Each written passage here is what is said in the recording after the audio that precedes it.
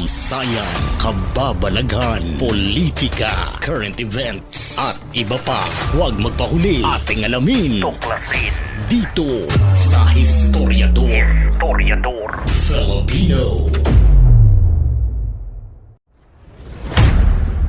May iba't ibang dahilan kung bakit may ilang pulis na nasasangkot sa malalaking krimen. Mahalagang tandaan na ang karamihan ng mga pulis ay nagsiserbisyo ng tapat. Ngunit tulad ng ibang institusyon, may iilang individual na lumalabag sa batas. Si Rafael Dumlao III ay dating mataas na opisyal ng Philippine National Police na nagsilbi bilang pinuno ng Special Investigation Unit 2 ng dating Anti-Illegal Drugs Group. Nakilala siya sa isa sa mga pinakakontrobersyal na kaso ng pulisya sa bansa, ang pagdukot at paglikida sa South Korean businessman na si Ji Ik-ju noong 2016. Noong Oktubre 2016, dinukot si Ji Ik-ju mula sa kanyang bahay sa Angeles City, Pampanga ng mga taong may kaugnayan sa pulisya. Ayon sa mga investigador at mga testigo, isinagawa ang operasyon sa pagkukunwaring anti-drug operation. Dinala umano ang biktima sa Campo Crame kung saan siya tinodas. Inakusahan si Dumlao bilang isa sa mga utak ng operasyon. Authorities arrested Police Superintendent Rafael Dumlao over the killing of Korean businessman Ji Ik-ju. Dumlao was presented earlier before the Angeles Regional Trial Court, Branch 58 in Pampanga for the return of warrant. Dumlao is facing charges of kidnapping and serious illegal detention. The court has not recommended bail for the said case. The police official is the alleged mastermind in the killing of Ju, with SPO3 Ricky Santa Isabel as a primary suspect. Ayon sa mga testimonya na tinanggap ng Court of Appeals, may ginawang extortion o pangingikil sa biktima. Nang hindi umano makapagbigay ng hinihinging pera si G, siya ay sinakal hanggang sa matuluyan. Kabilang sa mga kasong iniharap laban kay Dumlao ang kidnapping for ransom with homicide, kidnapping and serious illegal detention, carnapping at mga administratibong paglabag kaugnay sa pagtatakang pagtakpan ang partisipasyon ng kanyang mga tauhan sa krimen.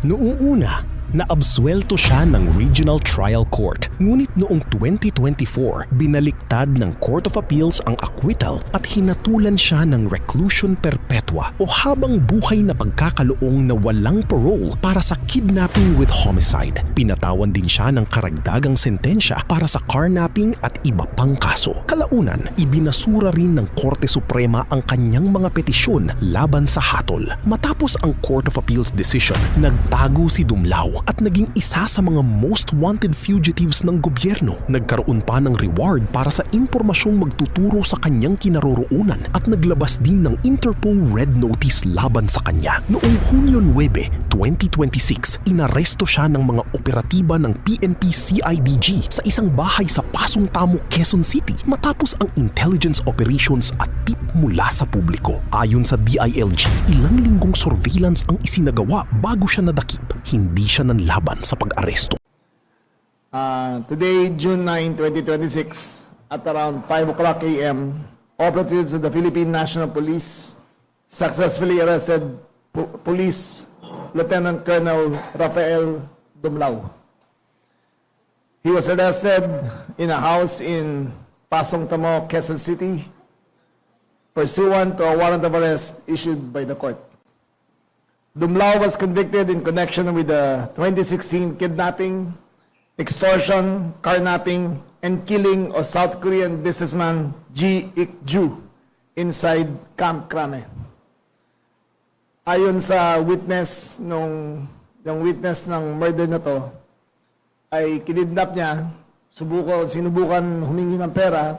Nung hindi nagbigay ng pera ang Koreano, sinakal siya, sinunog yung katawan, kinremate, tas finlash sa toilet.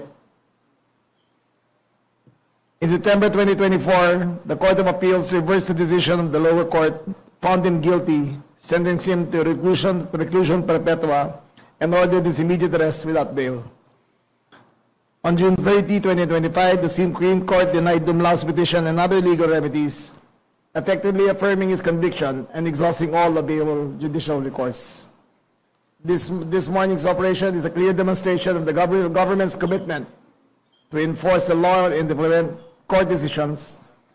The Philippine National Police acted in accordance with its mandate, and the arrest sends a strong message that no one is above the law, regardless of rank, position, or former authority. We commend the teams for the safe and successful implementation of the warrant and assure to the public that the DLG and the PAP is now in the road to serious reform.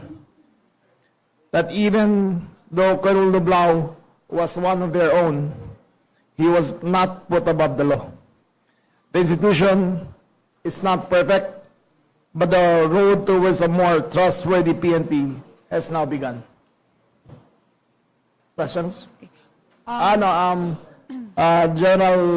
Natatas will give the backgrounds of this case.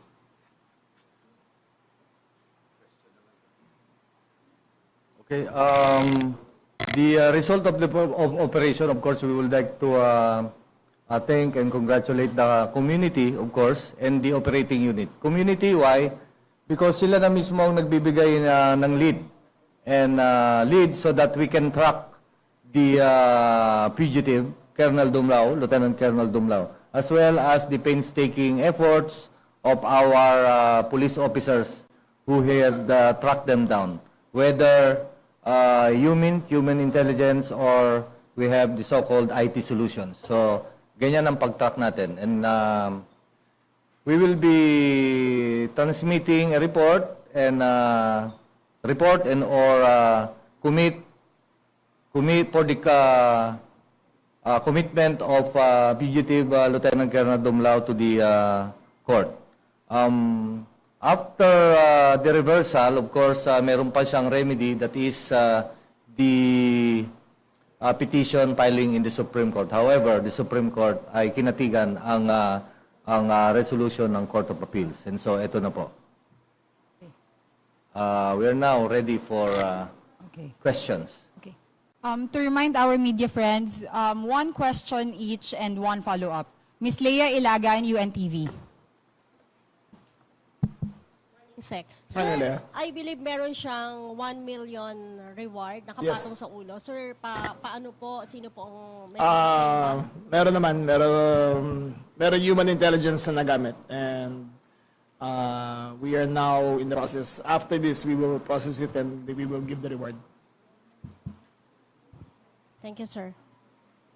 Okay. Third Ann Malonzo of Sunstar. Sir, good morning, sir. Can you tell us the circumstances of the arrest? 5 a.m. po ito. Was he sleeping? Ano pong ginagawa Yes, he was niya? sleeping in a house. The teams, the CIDG entered the house. Based on the warrant, a tactical team entered, broke down the door, arrested him, and then he's now in CIDG NCR. Ito turn over po ito sa Bucor. Tama po ba? Hindi muna. Return of warrant muna sa Court of Appeals. Tapos sila magsasabi kung saan siya i-detain. Wala naman pong gulong nangyari nung pag-arrest. Hindi naman siya lumaban, but in his possession was a 45, no? Was a 9mm Taurus gun. Ano ba yung issue sa kanya?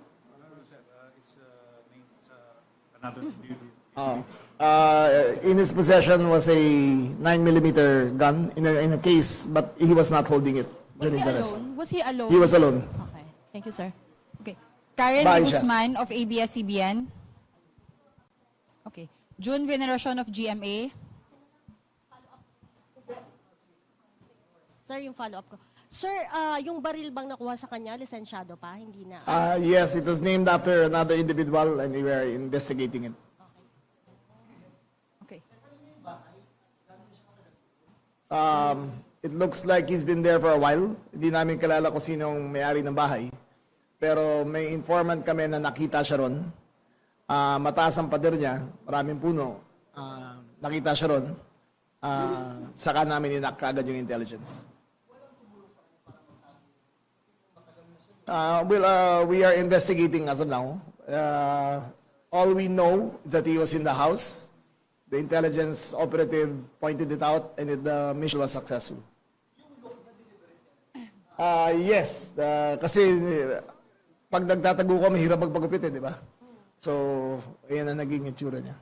Okay. Hindi disguise yan. Ganyan talaga. Ganyan talaga yung tsura niya. Ayun yung baril na hawak niya. Okay.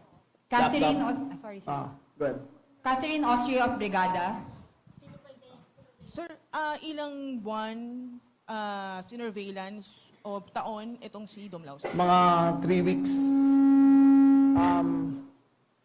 Wedding kasi ng anak niya. Kailan ba yung kasal? Sunday. It was the wedding of his daughter last Sunday. So, from then on, tinrack namin yung movement niya. Tinrack namin kung siya talaga yon. And it looks like he was parang naka Facebook Live, yung pinapanood niya yung kasal ng anak niya. Hindi siya umattend ng kasal. Pero nagkaroon ng movement doon sa bahay. Kaya na-track, kaya na-confirm namin doon siya. Sir, bukod dito sa Quezon City, saan pa pong area unang na-track itong si Dumlao, sir? Dito sa Quezon City talaga Quezon ang City po talaga. dito siya na-track talaga. Alfred Dalizon of People's Journal. Pero yung nasa amin yung laptop niya, nasa amin yung telepono niya, ipo-forensic examination namin ngayon kung sino mga contacts niya during his the time of his hiding. Morning, sir. Sir, Yes. are you pursuing cases against people who harbored him? Kaya siya nakapagtago. Well, yes, we will investigate. We cannot say yet, but he was alone in the house at that time, so hindi pa namin alam kung sino talagang kasama niya. He's undergoing debriefing now. He is with the CIDG, and we will pursue all angles and all leads to see how he escaped, who he was with, and to backtrack. Makikita naman sa phone yan. So we will further investigate. But the house is not his initially, sir. Hindi po kanya. Parang hindi sa kanya. We don't know yet. Again, 5 in the morning lang to eh. So we still don't have the full circumstance sa bahay, sa sino may-ari, sino kasama niya. All we know that he was there, doon siya, saka namin ginawa. Ang kaso ni Ji Ik-ju ay naging simbolo ng umano'y pang-aabuso ng ilang tiwaling opisyal ng pulisiya dahil ang mismong mga taong dapat nagpapatupad ng batas ang inakusahan sa pagdukot at pagtodas. Nagdulot ito ng matinding pagbatikos mula sa publiko at maging sa pamahalaan ng South Korea. Sa kabuuan, si Rafael Dumlao ay dating opisyal ng PNP na nahatulang responsable sa isa sa pinakakilalang kidnap slay cases sa modernong kasaysayan ng Pilipinas at matapos ang halos 2 taong na pagtatago ay naaresto noong Hunyo 2026 upang harapin ang kanyang sentensya. Ang ilang malalaking krimen tulad ng kidnapping, extortion, droga at illegal gambling ay may kinalaman sa malaking halaga ng pera. Ang tukso ng mabilis na kita ay maaaring magtulak sa ilang tiwaling opisyal na lumabag sa batas. Ang tanong, ito rin kaya ang nagtulak kay Dumlao para gawin ang aligasyon laban sa kanya? Kung gusto nyo ng mga ganitong klaseng videos, panoorin, pindutin ang notification bell, mag-subscribe at i-share sa mga kaibigan. Maraming salamat po. Hanggang sa susunod dito sa Historiador Filipino.